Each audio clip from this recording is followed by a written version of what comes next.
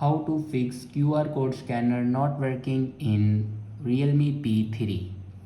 So let's start the video. First of all, open settings. In settings, scroll down and here you can see the option apps. Now click on apps and then click on app management. Now scroll down and click on camera, and here you can force stop your camera. Now click on force stop and then again click on force stop.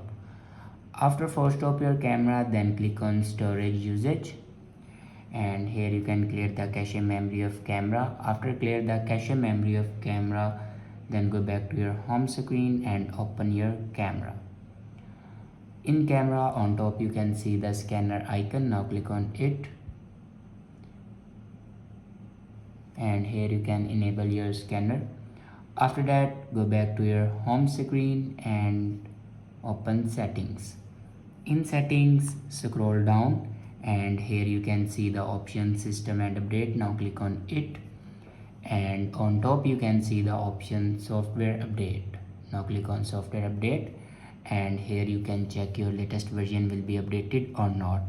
If it doesn't update to latest version, then update it to latest version. After doing these steps, your problem will be fixed. I hope this video is helpful for you. Thanks for watching.